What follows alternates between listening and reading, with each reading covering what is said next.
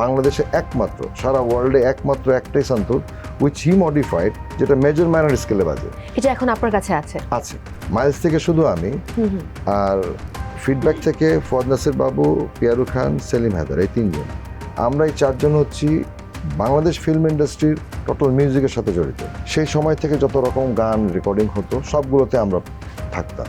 আমাদের অ্যালবামে কেন এত ভেরিয়েশনস থাকতো, গানের ভেরিয়েশনস কেন থাকতো? বিকজ আমি আমার মতো করে করছি, শাফিনের মতো করছে, হামিনের মতো করছে। এতগুলো ভেরিয়েশনস একটা অ্যালবাম, প্রত্যাশা অ্যালবামের 12টা গানই হিট। অঞ্জু ঘোষ নাচবে, রিক্সাওয়ালা গানটা শুনবে, এখন কি করতে হবে সেটা কর। আমি, ফুয়াদ নাসির বাবু, পিয়ারু খান, সেলিম হায়দার, ইমন, শওকত আলী ইমন, আমরা যারা ইন্ডাস্ট্রিতে মিউজিশিয়ান হিসেবে কাজ করেছি, আরও কয়েকজন আছে, মাকসুদ জামিল মিন্টু, আমরা কিন্তু সেকেন্ডের মধ্যে ভেরিয়েশনস ক্রিয়েট করতে পারি। তোমাকে একটা সুর শোনাবো, আমি এটা 50টা সুর ভেরিয়েশন তোমাকে সঙ্গে সঙ্গে শোনাতে পারবো, এবং একটা কমপ্লিট সুর। ধরো তোমার হলো শুরু, আমার হলো সারা, এটা রবীন্দ্রসঙ্গীত, রবীন্দ্রনাথ। তোমার হলো শুরু, আমার হলো সারা, আমি এভাবে গাইতে পারি। তোমার হলো শুরু, আমার হলো সারা, তুই কোনোটাই ফেলতে পারবো না। প্রথম অভিনয় আমার বয়স যখন 5 কি 5.5 বছর, তখন মধুমিলন ছবিটা কাজী জহির সাহেবের ছবি ছিল। কোথায় দেখেছি? তানসেন, চৌধুরী বাড়ি, স্মৃতিটুকু থাক, আমার জন্মভূমি, এবং যেটা শ্রদ্ধেয় আলমগীর স্যারের প্রথম সিনেমা, প্রথম ছবি। রাইট। আমি প্রায় 2 যুগের উপরে ফিল্ম ইন্ডাস্ট্রির প্রতিটা গানের সাথে জড়িত। বাংলাদেশের যত কালো যে গান আছে সেগুলোতে আমার বাজানো পিস আছে, আমার কম্পোজ করা মিউজিক আছে, অনেক কিছু আছে। মাটির ফুল ছবিতে মতিউর রহমান লাগালেন। আচ্ছা, আমি ওই গানটার 2টা লাইন গিয়ে শুনাই। প্লিজ, আমি খুবই খুশি হব। সোনা দানা দামি গহনা, প্রেমের কাছে কিছুই মানায় না, তুমি গাছের পাতা ছিঁড়ে করো আমার গহনা।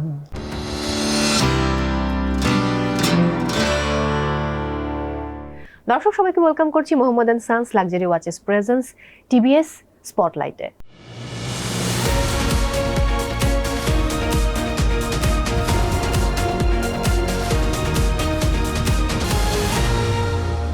সঙ্গে আছি আমি মৌসুমী এবং আমার সঙ্গে আজ এমন একজন মানুষ আছেন দর্শক, যিনি আসলে কথামালাগুলোকে একই সুরে আবদ্ধ করেন, এবং সেই মানুষটির অনেকগুলো পরিচয়, এবং জীবদ্দশায় বোধহয় পুরোটা সময় জুড়ে তিনি আসলে এই সঙ্গীতের মধ্যে আছেন। একই সাথে শুধু সঙ্গীত বললে ভুল হবে, শিল্প চর্চার অনেকগুলো মাধ্যমের সঙ্গে তিনি জড়িত, এবং তার বাবা বাংলাদেশের একজন স্বনামধন্য এবং অত্যন্ত গুণী সুরকার।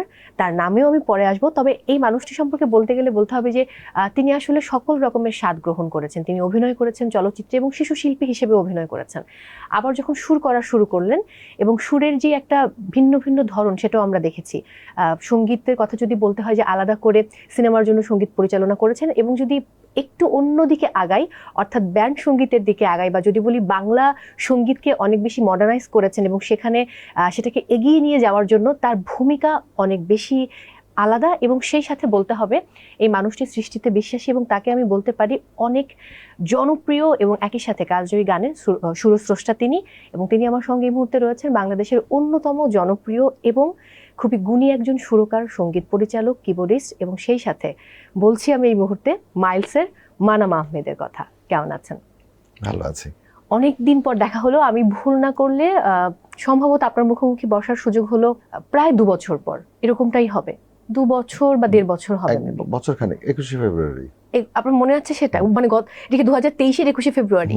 তাহলে আমি একটু বেশি বলে ফেলেছি। তাহলে হ্যাঁ, 1 থেকে 1.5 বছর এরকম একটা সময়। 21শে ফেব্রুয়ারি।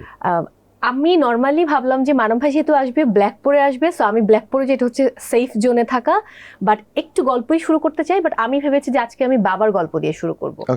মানে বাবার ছেলে হিসেবে মানাম আহমেদ, এই প্রসঙ্গ দিয়ে আমি শুরু করতে চাই। একদম ছোটবেলার গল্পে যেতে চাই, যে সেই সময় মানাম আহমেদ কেমন ছিল যখন শিশু শিল্পী হিসেবে অভিনয় করতেন, এবং চলচ্চিত্রে অভিনয় করেছেন। বেশ কিছু চলচ্চিত্রে অভিনয় করা হয়েছে আপনার।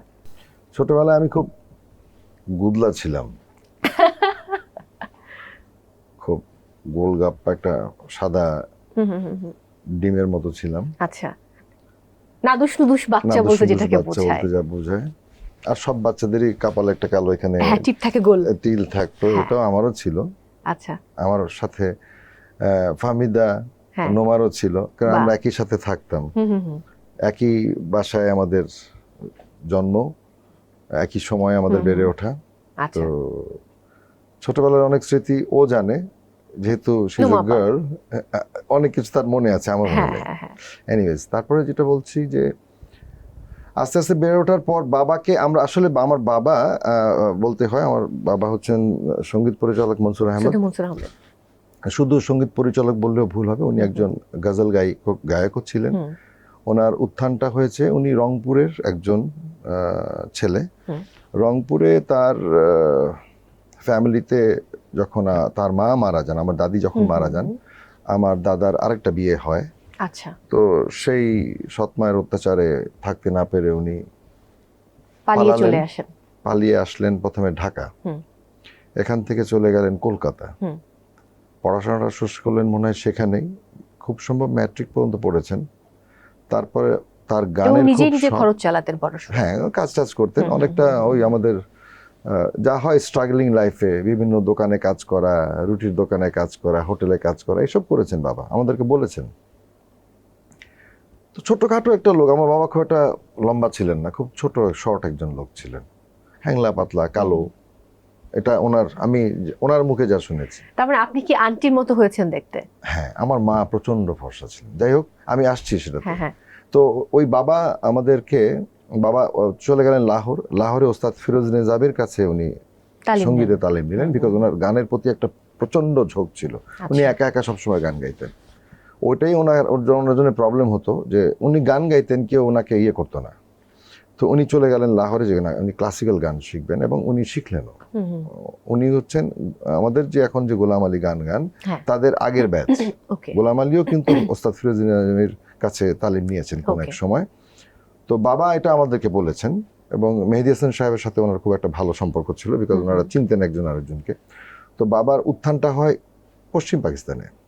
উনি ওখানে, যদিও জন্ম পূর্ব পাকিস্তানে, বাট পশ্চিম পাকিস্তানে উনি ওনার লাহোরের সেই 5-6 বছরের সঙ্গীত জীবনের শিক্ষা জীবন শেষ করে উনি আসলেন করাচিতে আসার পর ওনার এক বন্ধু কাশেম সাহেব, খুব সম্ভব পরে বাংলাদেশেও ওনাকে আমি দেখেছি ছোটবেলায়, কাশেম সাহেবের সাথে ওনারা একটা চলচ্চিত্র করলেন। তখন কস্টিউম চলচ্চিত্র, মানে পোশাকের চলচ্চিত্র বেশি হতো।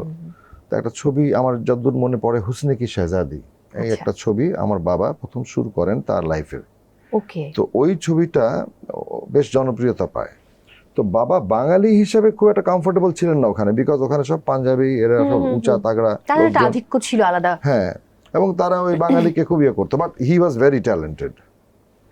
তো he proved himself, then he decided that না, আমি আমার দেশে চলে যাব। সো বাই দ্যাট টাইম আমার মায়ের সাথে আমার বাবার বিয়ে হলো। আচ্ছা, করাচিতেই বিয়ে হলো।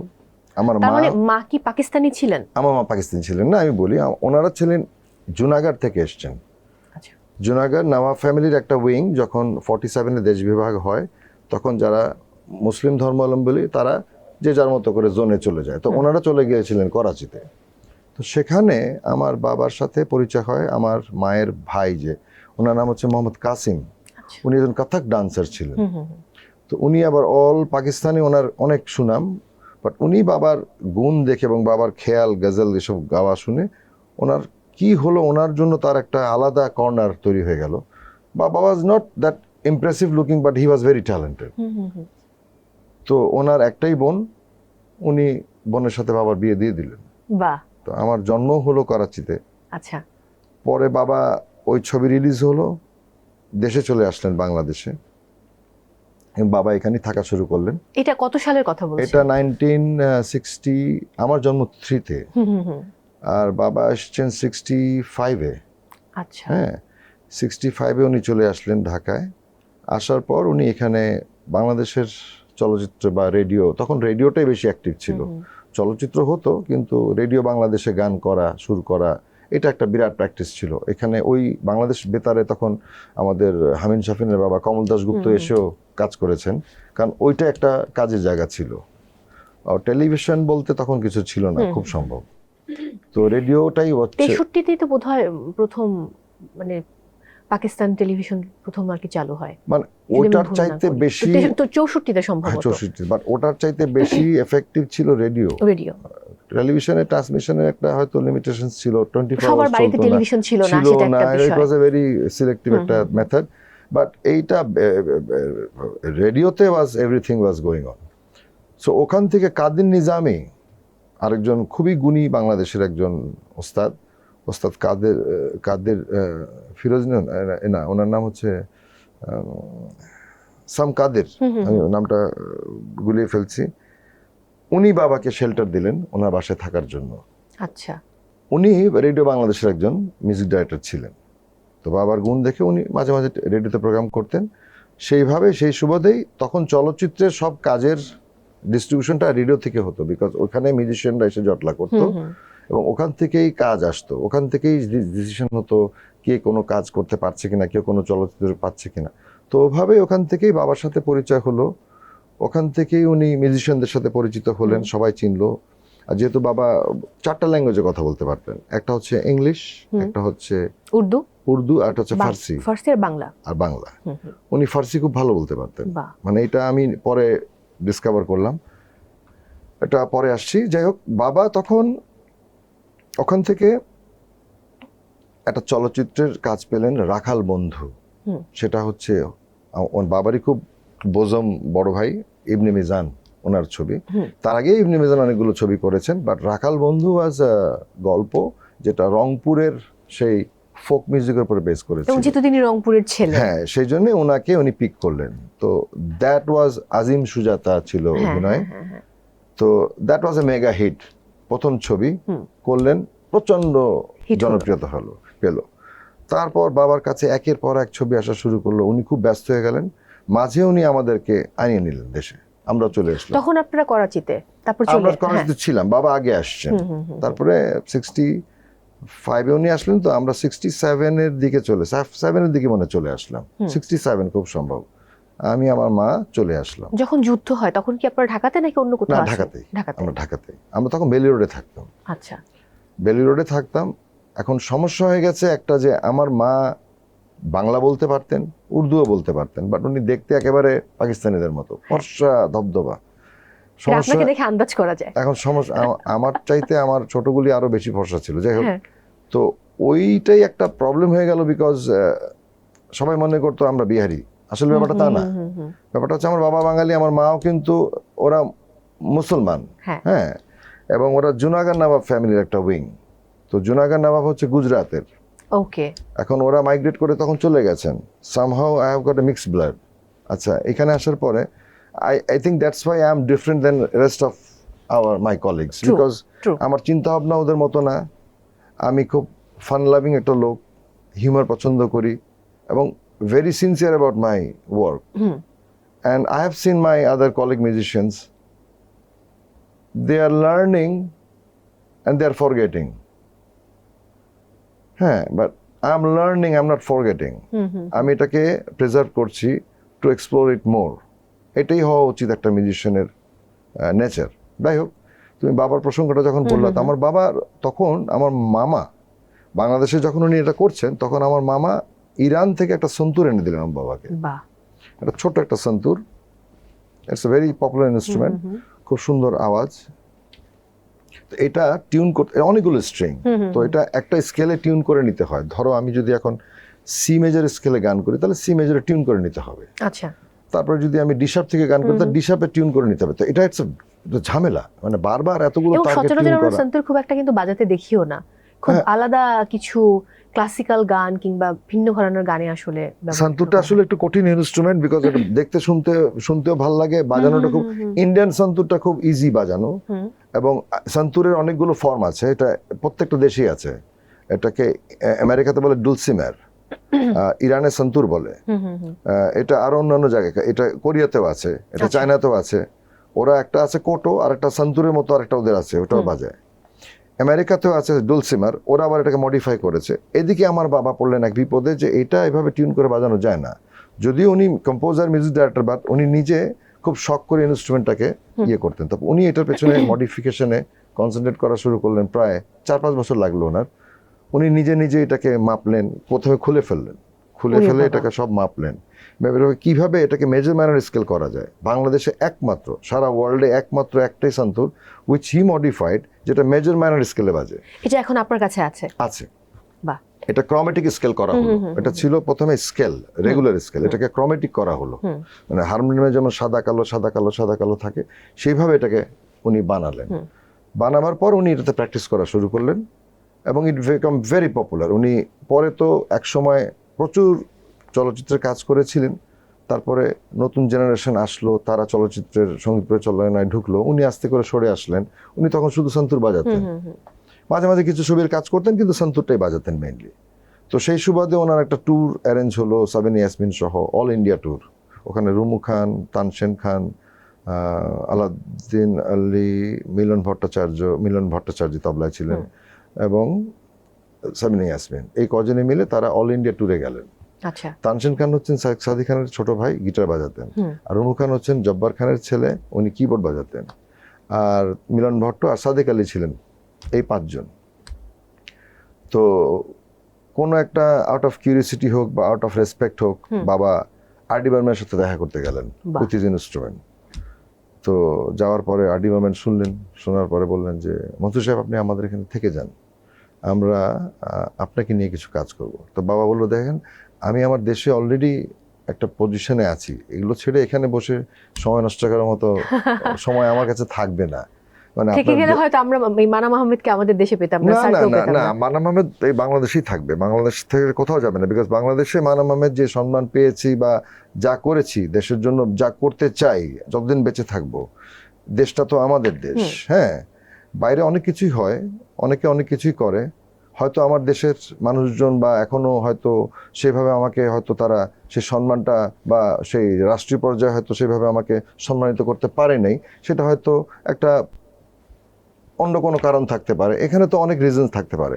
বাট জনগণ তো ভালোবাসে, রেসপেক্ট করে। রাস্তা দিয়ে গেলে দুটো লোক চিনে, বলে আর মানাম ভাই আমি আপনার বড় ফ্যান, মানাম ভাই আপনার বড় ফ্যান।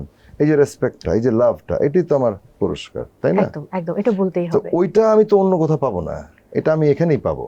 এবং আমি এটা ইন্ডিয়াতে গিয়েও দেখেছি। আমি মাঝে মাঝে আগে আমরা যেতাম কলকাতায়, মাইলসের সুবাদে অনেক ট্যুর করেছি কলকাতায়। আমি এমনটা শুনেছি যে এমনও দিন গেছে লন্ডন থেকে শো করে দেশে ফিরেছেন, দেশে শো শেষ করে বাই রোডে আবার শিলিগুড়িতে গিয়ে শো ধরেছে, মানে ব্যাক টু ব্যাক শো, কোনো ব্যাক রেস্ট টু নেই। ব্যাক মানে কেমন আমি বলি তোমাকে, এটা খুব সম্ভব 2005 এর দিকে আমরা লন্ডন থেকে, আমাদের একটা লন্ডনের শো ছিল বাংলা ফেস্টিভ্যাল, বাংলা মেলা একটা হতো, ওটাতে আমরা অ্যাটেন্ড করলাম। আমরা একটা ফ্লাইটে ঢাকায় আসলাম, বাট আমাদের পরের দিনই শিলিগুড়িতে শো। এখন আমরা যদি ঢাকায় এসে ওয়েট করি বা বাসায় যাই, রিফ্রেশ হই, তারপরে রওনা দিই, দেরি হয়ে যাবে। সো আমরা অ্যারেঞ্জমেন্টটা করলাম, লন্ডন থেকে ফিরে ঢাকা এয়ারপোর্টে নেমেই আমরা গাড়ি ঠিক করে ফেলে গেছি আগে থেকে ফোন করে, আমরা ওই গাড়িতে উঠে বাইক রোডে চলে গেলাম শিলিগুড়ি গিয়ে। ওই দিন রাত্রেই শো ছিল, মানে ঢাকায় কোনো শো ছিল না, শিলিগুড়িতে ঢাকায় শো শো ছিল। ছিল না, হ্যাঁ, শিলিগুড়িতে শো ছিল। তো প্রচুর ব্যস্ততা ছিল।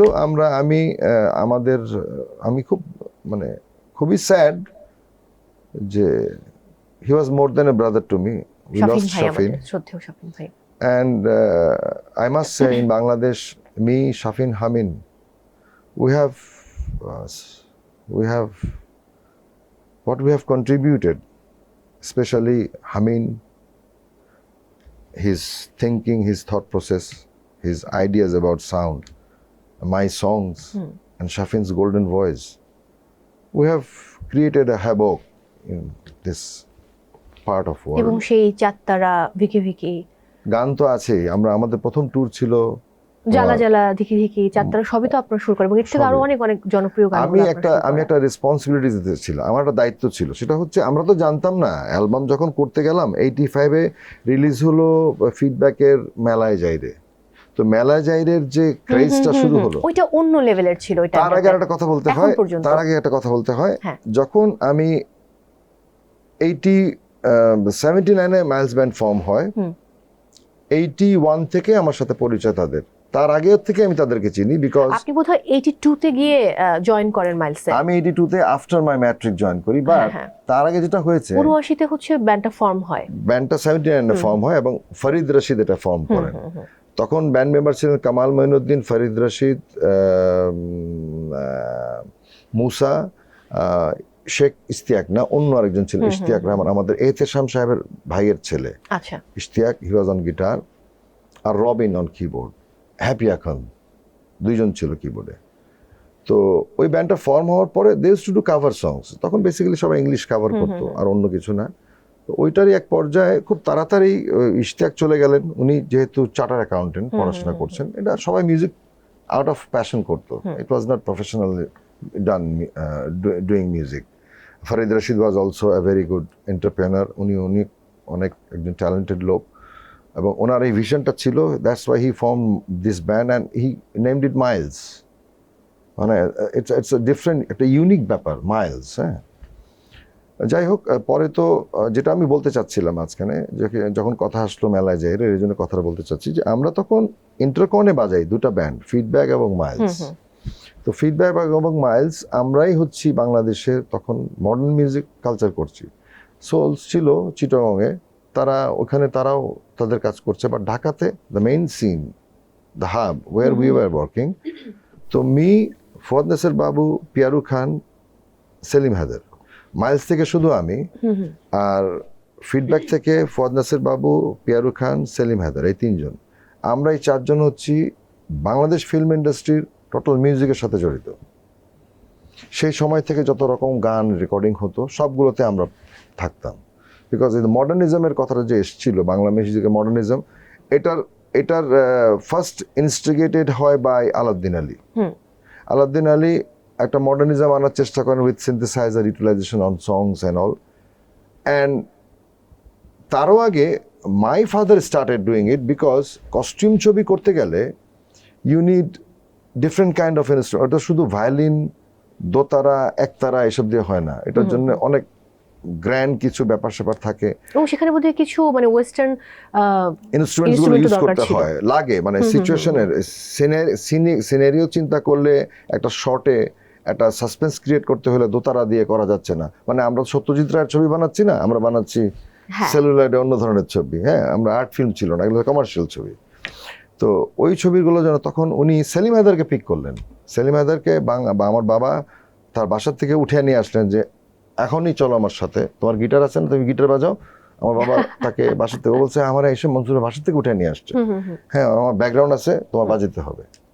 তো তখন এফডিসিতে রেকর্ডিং হতো, FDC was the only recording institute যেখানে অনেক চলচ্চিত্রের গানের রেকর্ডিং ওখানেই হয়েছে, আর রেডিওর গানগুলো রেডিওতে হতো। তো এফডিসি ওয়াজ এ বিগ হল, বিরাট একটা হল, ওখানে এই সেকশনে ভায়োলিন, ওই সেকশনে পিয়ানো, ওই সেকশনে স্ট্রোক ইনস্ট্রুমেন্টস, ওই সেকশনে ড্রামস, এইভাবে ভাগ করে অনেক যেগুলো, বিরাট একটা সিনেমা হল, সামনে একটা স্ক্রিন, ওখানে ব্যাকগ্রাউন্ড মিউজিকও হতো।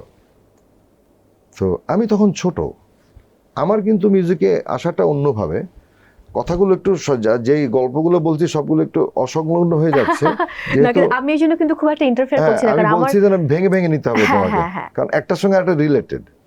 আই এম সরি, একটার সাথে একটা রিলেটেড।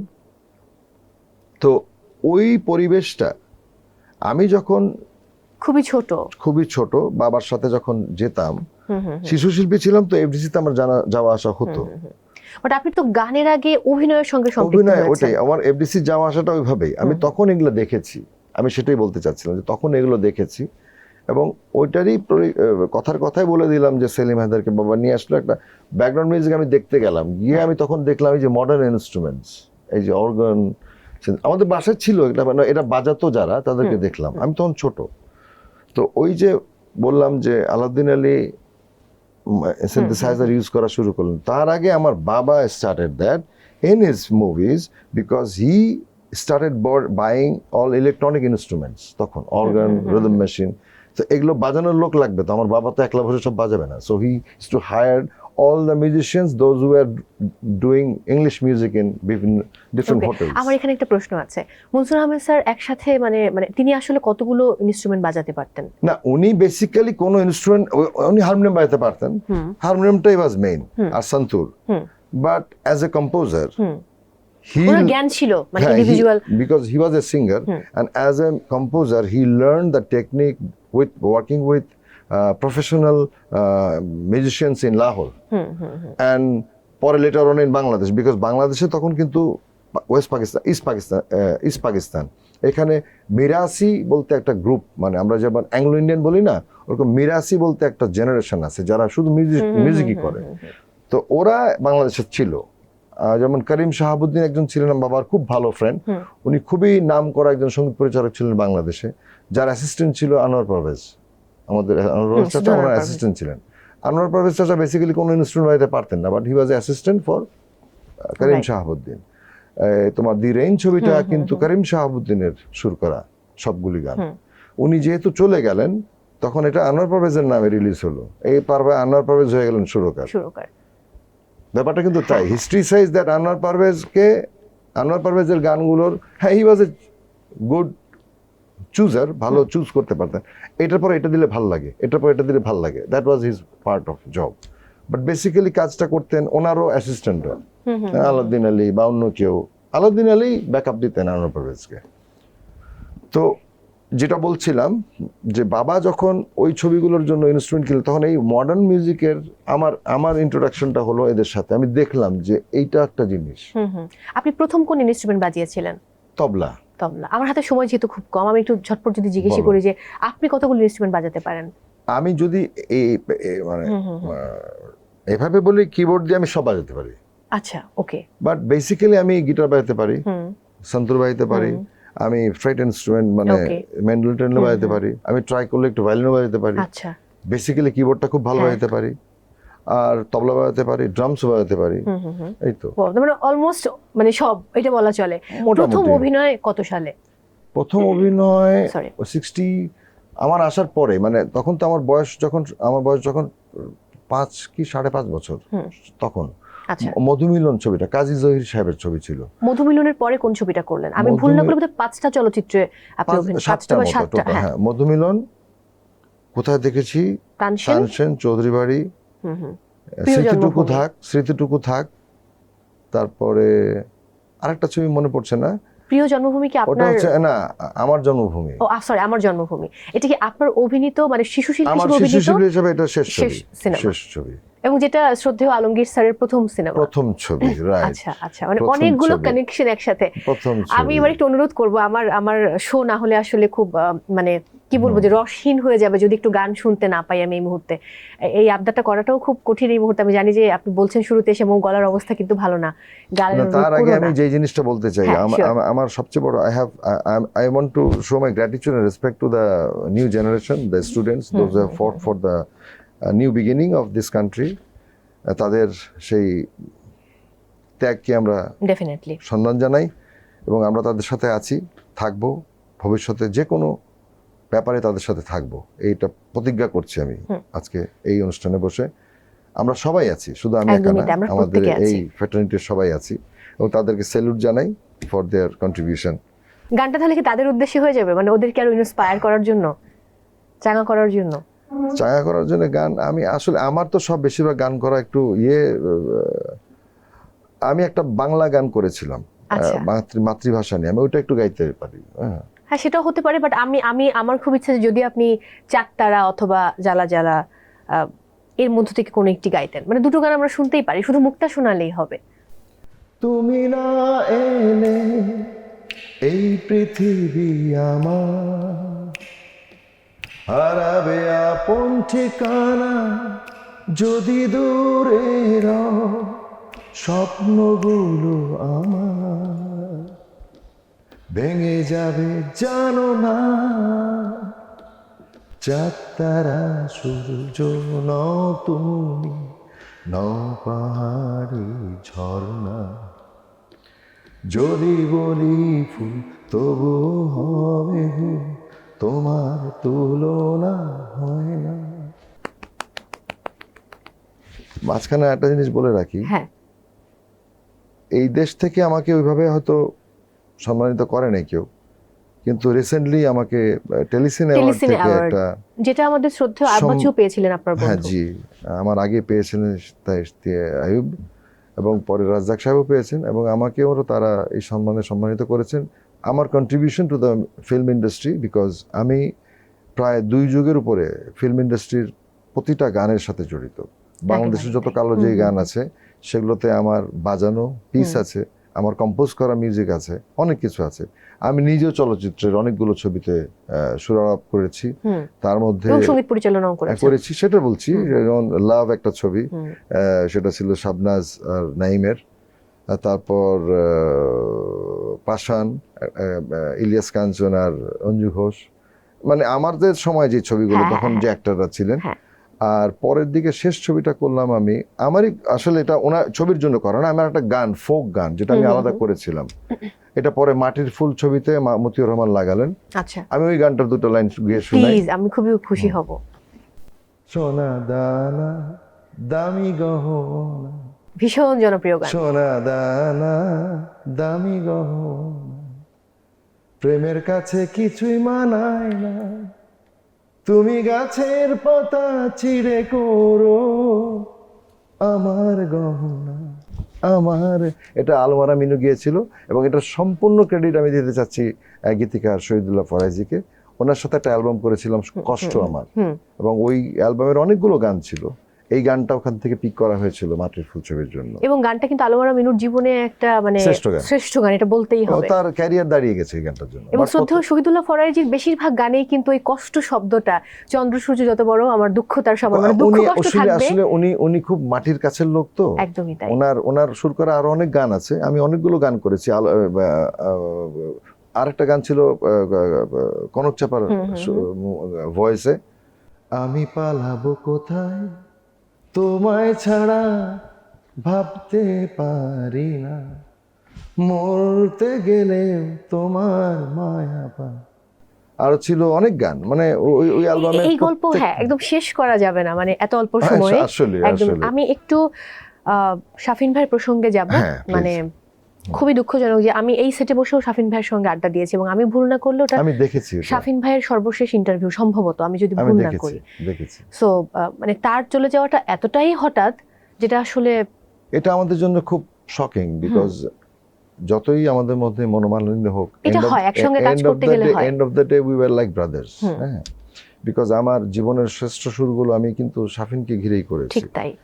এবং অনেক সুর, এমনও অনেক গান আছে যেটা হয়তো এখনো অনেকে জানে না, বাট শাফিনের ভয়েসের যে একটা মাদকতা ছিল, সেটা আমার জন্য একটা ব্লেসিংস ছিল। আমি শুনেছি, ভাইয়া সরি ইন্টারাপ্ট করছি, যে আপনি শাফিন ভাইয়ের ভয়েসটা মাথায় রেখে আপনি হচ্ছে গানে সুর করতেন। হ্যাঁ, আমি তাকে স্টাডি করতাম, বিকজ হয় কি, ওই বললাম যে ওর ভয়েসটা আমার জন্য একটা ব্লেসিংস ছিল, আর আমি তার জন্য একটা ব্লেসিংস ছিলাম। বিকজ একটা শিল্পীর জীবনে ভালো গান পায় না, একটা শিল্পী সারা জীবনে একটা ভালো গান পায় না। শাফিনের গান তো শুধু মাইলসই গাইতো তখন, আমি তাকে একটার পর একটা সব ভালো গানগুলি দিয়েছি, বেস্ট সংস। ওর পরিচয়টা কিন্তু আমার গান দিয়েই হয়েছে। সে নিজেও খুব ভালো একজন সুরকার, সে এত গুণী পরিবারের ছেলে। তার নিজের সুর করা গান প্রথম প্রেমের মতো, বা দরদিয়া, পাহাড়ি মেয়ে, এগুলোও প্রচন্ড প্রচন্ড জনপ্রিয় গান। বাট আইডেন্টিটিটা ক্রিয়েট হয়েছে কিন্তু নিঃস্ব করেছে আমার। একদমই তাই। হ্যাঁ, তো ওটা সেটা আমি বলতেই পারি, I can take the credit and যে it's me who has given him a song. And I also take the credit from him that it's him who has sang the song for me. It's a band. আমাদের ব্যান্ডের সবচেয়ে বড় ইউনিটটাই হচ্ছে আমি, হামিন, Shafin. That's it. আর সবাই আসবে যাবে, অনেক কিছু হয়েছে, বাট শুরুর থেকে কিন্তু আমি আর হামিনই আছি। After joining the band, we never left the band, we were there always. ঝড় তুফান, আপস অ্যান্ড ডাউনস, কেউ ছিল না তখন, আমি আর হামিন ছিলাম, কেউ ছিল না। কামাল ভাই চলে গেল, ফরিদ ভাই চলে গেল, সবাই চলে গেল। শাফিন তো অনেক আগেই গিয়েছিল, ও তো ছিলই না। 83 পরে he left the band for his own purpose studies. সে 90-তে যখন ফিরলো, তারপরে আমরা চিন্তা করলাম let's do a Bangla album, শাফিনকে আবার নেই। এইভাবে উই স্টার্টেড টুগেদার। বাট মানে সম্পর্কটা বলতে গেলে 45 ইয়ার্সের একটা রিলেশন আপনাদের মধ্যে ছিল। মোর দেন দ্যাট, বিকজ এখানে একটা জিনিস খুব সেন্সিটিভ একটা বিষয়, সেটা হচ্ছে যে আমাদের মধ্যে আমরা হলো 3টা নিউক্লিয়াস, মানে একটা কেমিস্ট্রি কাজ করতেই হবে। গান করার সময় আমরা একজন আরেকজনকে কিন্তু একটা করতাম, চ্যালেঞ্জে ফেলে দিতাম, বিকজ আমিও সুরকার, শাফিনও সুরকার, হামিনও সুরকার, বাট 3 জনের 3টা টেস্ট। আমাদের অ্যালবামে কেন এত ভেরিয়েশনস থাকতো, গানের ভেরিয়েশনস কেন থাকতো? বিকজ আমি আমার মতো করে করছি সুর, শাফিন শাফিনের মতো করছে, হামিন হামিনের মতো করছে। এতগুলো ভেরিয়েশন একটা অ্যালবামে, প্রত্যাশা অ্যালবামের 12টা গানই হিট। একটা অ্যালবাম থেকে একটা দুটো গান হিট হয়, মানে ফুল 12টা গানই হিট। এবং আমার জন্য চ্যালেঞ্জটা ছিল প্রতিটা অ্যালবামের hit songs I had to deliver. That was my responsibilities, no matter what, how I do it, but I did it. চাঁদতারা, ফিরিয়ে দাও, জ্বালা জ্বালা, পিয়াসী মন, তারপরে দেখি দেখি দেখি দেখি, ওটা তো প্রত্যাশার মধ্যে চলে গেল। ওদিকে তোমার আশায়, ওদিকে ভুলবো না তোমাকে, নীরবে কিছুক্ষণ, মানে হৃদয়হীনা, তারপর তালিকাটা আসলে বিশাল লম্বা, অনেক লম্বা। আমার আবার অন্য একটা প্রশ্ন মনে চলেই আসে, সেটা আমার যে অন্য কেউ হলেও করতো, যে ছোটবেলায় অভিনয় করেছেন এবং আমরা শুরুতেই গল্প করছিলাম যে মায়ের মতো ভীষণ সুন্দর হয়েছেন দেখতে আপনি, তাহলে পরবর্তীতে মানে গায়ক তো নায়কও হতে পারতো। অ্যাকচুয়ালি ব্যাপারটা হয়েছে কি, আমি বাবার কাছে সুযোগও ছিল না, আমি বলি বাবার কাছে কিন্তু সঙ্গীত তালিম নিয়েছি ছোটবেলায়। আমাদের খুব স্ট্রং ওয়েতে আমার বাবা আমাদেরকে সঙ্গীত তালিমটা দিয়েছেন। প্রথম গুরু বাবা, সবকিছু উনি শিখিয়েছেন, কিভাবে কিবোর্ড বাজাতে হয়, কিভাবে, আমি ভাইব্রাফোনও বাজাতাম একসময়। তো অনেক ধরনের ইনস্ট্রুমেন্ট, ভাইব্রাফোন বাজাতে পারতাম, যে ভাইব্রাফোন এমন একটা ইনস্ট্রুমেন্ট, স্টিল প্লেটস হতো, খুব পিচ পারফেক্ট একটা ইনস্ট্রুমেন্ট। তো এইটা বছরের পর বছর বাজিয়েছি। তো ওটাতে আমার কান এত শার্প ছিল যে আমি একটু ডিস্টিউন হলে ধরতে পারতাম, বলে দিতে পারতাম যে এটা এই নোটটা নষ্ট, ওই নোটটা নষ্ট। যাই হোক, তো ওই ইনস্ট্রুমেন্টগুলো বাজিয়েছি এবং বাবা ওগুলো প্র্যাকটিস করাতেন। ছোটবেলায় ক্লাসিক্যাল গান শিখিয়েছেন, অনেক রাগ রাগিনী শিখিয়েছেন। কনসেন্ট্রেশন ওদিকে ছিল না, মানে গান গাবো না এরকম একটা ভাব। কিন্তু পরের দিকে যখন নেশাটা চাপলো তখন সিরিয়াস হয়ে গেলাম। তবলাটা শিখলাম বিকজ ওই বাবা বাসায় সুর নিয়ে বসতেন, তো দেখতাম ওই তবলা বাজাতে আসতো কেউ একজন সঙ্গত দিতে বাবাকে, ডাইরেক্টররা সবাই বসে, বাবা বসে, সবাই মিলে সুর টুর করছেন। তো অনেক সময় উনি উঠে পেশাব করতে যেতেন বা বাথরুমে যেতেন, তা আমি একটু টুকটুক করতাম। তো পরে ভাবলাম ভালোই তো লাগে, হাত দিলে বাজে। তারপরে আমি বাবাকে বললাম, বাবা আমি তবলা শিখতে চাই। তখন আমাকে আমার উস্তাদ কামরুজ্জামান মনি, উনি আমাদের অনেকেরই উস্তাদ, অনেকের গুরু, ওনার অনেক অনেক অনেক ছাত্র বাংলাদেশে। তো আমি ওনার কাছে গেলাম, 3 বছর শিখলাম ক্লাসিক্যাল তবলা লহরা, ওয়াবদা মিলনায়তনে সোলো করলাম ক্লাসিক্যাল। পরে আমি সুইচ করে গেলাম কিবোর্ডে, বিকজ দেখলাম ফিল্ম ইন্ডাস্ট্রিতে যখন কাজ করতে ঢুকলাম, বাবা চাইতো না আসলে। আমি তো চার্টার্ড অ্যাকাউন্টেন্ট হওয়ার জন্য পড়াশোনা করছিলাম। আমি নটরডেম থেকে পাশ করেছি, পরে সিটি কলেজ থেকে পাশ করেছি, পরে কস্ট ম্যানেজমেন্টে ঢুকেছিলাম। ওখানে কন্টিনিউ করতে পারিনি বিকজ এত কাজের চাপ। As a student I was carrying a notebook of schedule. ওকে। হ্যাঁ, মানে আমার এখানে 1 মাসের শিডিউল করা থাকতো, কবে কোথায় রেকর্ডিং আমার। আচ্ছা, মাথা নষ্ট। মানে এটা আমি প্ল্যান করেই করেছিলাম। তো ওইটা করে আমাকে চলতে হবে, বিকজ লেখাপড়া তো করতে হবে, ওটার জন্য সময়টাকে আমি ডিস্ট্রিবিউট করতাম এভাবে। তো যাই হোক, যেটা বলছিলাম যে যখন ইনস্ট্রুমেন্ট রেকর্ডিং স্টুডিওতে গেলাম, তখন গিয়ে দেখলাম যে যারা তবলা বাজান ওরা নিচে বসে বাজান। এটা আমি ফ্যাদম করতে পারছিলাম। সবাই চেয়ারে বসে বাজায়, ওনারা নিচে বসে বাজায়। পরে আমি বললাম না, এইটা আমার দিয়ে হবে না, আমি ওই নিচে বসে তবলা যেতে পারবো না। পরের দিকে অবশ্য তবল যারা বাজাতেন তবলা, তারাও একটু এটা নিয়ে ইয়ে করে পরে একটা চৌকি বানানো হলো না, চৌকির উপরে বসে বাজাবেন। যাই হোক, তো by that time I have already switched myself to keyboard, because বাসায় অনেক ইনস্ট্রুমেন্টস ছিল, তো প্রচুর প্র্যাকটিস করতাম। ওয়েস্টার্ন গানগুলো, মানে তখন তো ওয়ার্ল্ড মিউজিকে যা গান শুনতাম পাগল হয়ে যেতাম, যেটাই পেতাম ওইটাকে পিক আপ করার চেষ্টা করতাম, রেকর্ড করতাম ক্যাসেটে, তারপরে ওইগুলোকে তুলে ওটার সাথে বাজায় দেখতাম আমি পারছি কিনা। তো আব্বা বললো, তোমার যদি বাজাতে এত শখ থাকে তাহলে এইগুলো প্র্যাকটিস করো আগে। আমার কিছু রেডিমেন্টস দিল আমাকে, আমি প্রচুর সিরিয়াসলি প্র্যাকটিস করতাম। আমি বন্ধু বান্ধবের সঙ্গে একটা আড্ডা মারতাম না। এটা খুবই পজিটিভ, মানে যেটা আসলে প্রত্যেকের ক্ষেত্রে দরকার। বন্ধু দরকার আছে জীবনে। বই লেখার কোনো ইচ্ছে আছে কিনা? আছে, কারণ আমার একটা অবজারভেশন আছে, বাংলাদেশে সঙ্গীতের যে ধারাটা চলছে, এই ধারায় অনেক কিছু আছে, কিন্তু আমাদের শ্রোতাদের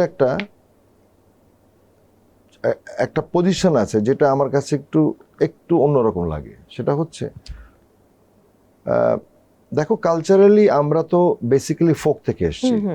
বাংলাদেশ ওয়াজ ফুল অফ ফোক, যত কিছু এসছে সব ইম্পোর্টেড অ্যান্ড মাইগ্রেটেড।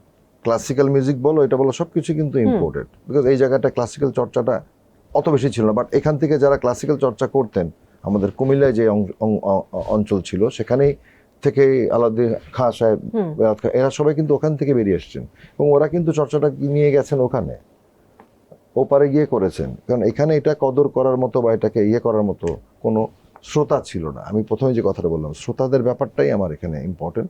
বিকজ আমার মন তো অনেক কিছু করতে চায়, বাট আমাকে শ্রোতার কথা চিন্তা করে গান বানাতে হয়। আমি অনেক কিছু জানতে পারি, আমি ওস্তাদ হতে পারি, বাট আমার শ্রোতার জন্য অতটুকুই দিতে হবে যতটুকু সে বুঝতে পারে।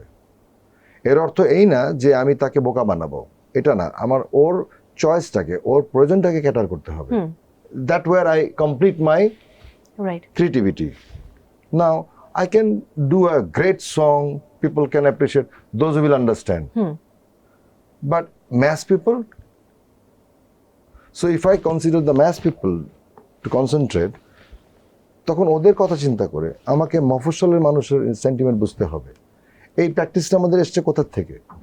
এক সময় চলচ্চিত্র বাংলাদেশে খুব তুঙ্গে ছিল, পরে নামতে একদম নিচে নেমে গেল, এমন নিচে নেমে গেল। তখন আমরা ঢুকলাম ইন্ডাস্ট্রিতে, তখন আমরা কাজ করছি, তখন কিন্তু মডার্ন মিউজিকও হচ্ছে। কিন্তু যাদের সাথে কাজ করছি, চাচারা, আলাউদ্দিন চাচা, আলম খান চাচা, আমি চাচাই বলি সবাইকে, আলী হোসেন, সবাই, ডাইরেক্টররা যারা ছিলেন, প্রডিউসাররা ছিলেন, আমরা তো ইয়াং ছেলে পেলে, আমি, ফুয়াদ নাসির বাবু, এনারা তো আমাদেরকে কোনো কিছু দিলে আমরা খুব পলিশ করে ফেলতাম, একটা মডার্ন একটা ব্যাপার থাকতো। তো বলতে কি চাচা খুব ভাল লাগতেছে, বাট এটা চিন্তা করো, অঞ্জু ঘোষ নাচবে, রিক্সাওয়ালা গানটা শুনবে, এখন কি করতে হবে সেটা করো। So if you tell me that, then what I do, আমার মাইন্ডের মধ্যে তখন প্রসেসিং শুরু হয়ে যায়, আমি কি করবো তাহলে, what is the alternate. So that's how we have developed our think process. True. এবং এটাতে কি হয়েছে কি, we have groomed our self in a very different way. আমি, ফুয়াদ নাসির বাবু, পিয়ারু খান, সেলিম হায়দার, ইমন, শওকত আলী ইমন, আমরা যারা ইন্ডাস্ট্রিতে মিউজিশিয়ান হিসেবে কাজ করেছি, আরো কয়েকজন আছে, মাকসুদ জামিল মিন্টু, আমরা কিন্তু সেকেন্ডের মধ্যে ভেরিয়েশনস ক্রিয়েট করতে পারি। তোমাকে একটা সুর শোনাবো, আমি এটা 50টা সুর ভেরিয়েশন তোমাকে সঙ্গে সঙ্গে শোনাতে পারবো, এবং একটা কমপ্লিট সুর, ধরো তোমার হলো শুরু আমার হলো সারা, এটা রবীন্দ্রসঙ্গীত, রবীন্দ্রনাথ, তোমার হলো শুরু আমার হলো সারা, আমি এভাবে গাইতে পারি, তোমার হলো শুরু আমার হলো সারা, তুই কোনোটাই ফেলতে পারবো না।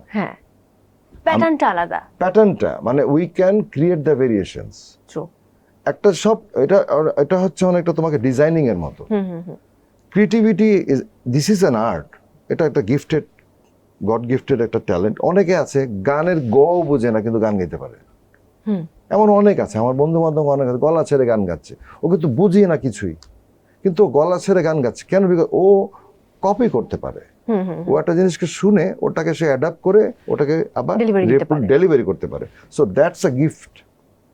বাট ইফ হি হ্যাড, মানে ওকে যদি এটা কালচার করতে হয়তো সে একটু শুনতে বা বুঝতে পারতো, এবং এই শিক্ষাটা দরকার প্রাতিষ্ঠানিক। আমরা তো গিফটেড, প্লাস হচ্ছে উই হ্যাভ কালচার্ড এবং we have learned it through, মানে আমরা যে we are the blessed generation. আমি বলবো আমরা যাদের সাথে কাজ করেছি, একটা ছোট্ট এক্সাম্পল দিই, ধরো এই যে তুমি আমি বসে টক শো করছি, সব চ্যানেলে কিন্তু টক শো হয়। So where do you create the difference? Where right difference you create, programme একটাই হচ্ছে, আজ সকালে, এই সকালে, সকালের চায়ে, সকালের কথা, ভোরের সকাল, একই ওই সকাল নিয়েই চলছে, কিন্তু এক একজন একটা নাম দিচ্ছে, কিন্তু কাজটা কি? দুজন বসে কথা বলবে। কথা কি হবে? কি খেতে ভালোবাসেন, কি নাস্তা করবেন, আজকে আচ্ছা আপনার মায়ের কোন জিনিসটা খেতে ভালো লাগে। This is not the subject. wherever you sit, why you are talking these things? Because তুমি একটা সেলিব্রিটিকে এনে এমন কিছু প্রশ্ন করছো যেটা ইন জেনারেল লোক জানে না বা জানতে চায়, সো সেটা তুমি তাকে দিচ্ছ। আমি যে গান গাই সেটা সে জানে, বাট আমি বাসায় কি করি সেটা সে জানে না, তো তুমি আমার কাছ থেকে ওইটাই জানতে চাচ্ছ। রাইট, তো this is the pattern. Right, so when you improvise the pattern, you bring out some other ideas. ওখান থেকে তোমার গেম শোজ, টক শোজের মধ্যে গেম শোজ হচ্ছে, এগুলো হচ্ছে প্যাটার্নটাকে ইম্প্রোভাইজ করা। তো আমরা যারা এই কাজগুলো করে এসেছি, so we know how to improvise the patterns. This is the theory. একেবারেই তাই। আমি একদম শেষে রয়েছি আজকে। আর অনেকগুলো প্রশ্ন ছিল, কিন্তু যেহেতু সময় স্বল্প, সকল প্রশ্ন হয়তো আজকে যাওয়া সম্ভব নয়, কিন্তু অবশ্যই পরবর্তী কোনো অনুষ্ঠানে সেই প্রসঙ্গগুলো আমি আবার নিয়ে আসবো। দর্শকদের উদ্দেশ্যে কিছু বলুন, এবং সেই সাথে আরেকটা গান যদি গাওয়া সম্ভব হয় সেটা শুনে আমি বিদায় নেব। আমি প্রচণ্ডভাবে কৃতজ্ঞ বাংলাদেশের আমার যারা ফ্যান, যারা আমার গান ভালোবাসেন, আমার সুর করা গানগুলোকে ভালোবাসেন, তাদের প্রতি আমি অত্যন্তভাবে কৃতজ্ঞ। আপনাদের ভালোবাসার জন্য কিন্তু আমি গানগুলো বানাই, এবং আপনারা আমাদের জন্য দোয়া করবেন। আমি এবং আমার দল বা মাইলস আমরা যেন সেভাবে আপনাদেরকে আরও নতুন নতুন গান দিতে পারি। আমরা সামনে আগামী দিনগুলোর জন্য অনেক প্ল্যানিং করে রেখেছি। দুঃখজনকভাবে শাফিন আমাদের সাথে নাই, ও থাকলে আরও ভালো হতো, কিন্তু সে নাই, কিন্তু আমরা তো বসে থাকবো না। আমাদের দায়িত্বের জায়গা থেকে আমরা আমাদের কাজগুলো করে যাব। মাইলস কিছু নতুন চমক নিয়ে আসছে, আমি নিজে মানাম আহমেদও কিছু নতুন চমক নিয়ে আসছি। আপনারা একটু খেয়াল করবেন, খুব তাড়াতাড়ি অনেক কিছু আমাদের যা যা ক্যাপাসিটি আমরা সেটা নিয়ে আসবো। আর গান বলতে আমার শেষ করা গান যেটা শাফিনের গলায় করা ছিল, ওটা গেলাম না আর, কারণ আমি যতবারই শাফিনের কথা মনে পড়ছে আমার খুব কষ্ট হচ্ছে। আমি প্রথম 3 দিন রাতে ঘুমাতে পারি নাই, কারণ ফ্ল্যাশব্যাক হচ্ছে অনেক কিছু। এখনো ওর নাম নিলে অনেক কিছু ফ্ল্যাশব্যাক করে। আমি হামিনের জন্য যে গান শুরু করেছিলাম, যেটা পরে খুব জনপ্রিয়তা পেয়েছে, সেটা থেকে দুটো লাইন গাই। তুমি ফুল নাকি প্রজাপতি, কি নামে ডাকি, রাতে আগুন জ্বালে রাতে জোনাকি। তুমি ফুল নাকি প্রজাপতি, কি নামে ডাকি, রাতে আগুন জ্বালে রাতে জোনাকি, চোখের আলোয় আঁকা আনে না না না। I have forgot the lyric. কোনো ব্যাপার না, থ্যাংক ইউ সো মাচ। এই গানটা লিখেছিল শাহান কবন, আর এটা আমাদের একটা সিঙ্গেল সং হিসেবে রিলিজ করা হয়েছে। আবারও অনেক কৃতজ্ঞতা আমাদেরকে সময় দেওয়ার জন্য। আমি শেষ করছি, প্লিজ। দর্শক বিদায় নিচ্ছি আজকের মতো। Mohammad and sons luxury watches presence TBS spotlight থেকে দেখা হচ্ছে আবারও, অবশ্যই আপনাদের পছন্দের কোনো তারকাকে সঙ্গে নিয়ে এই আয়োজনে।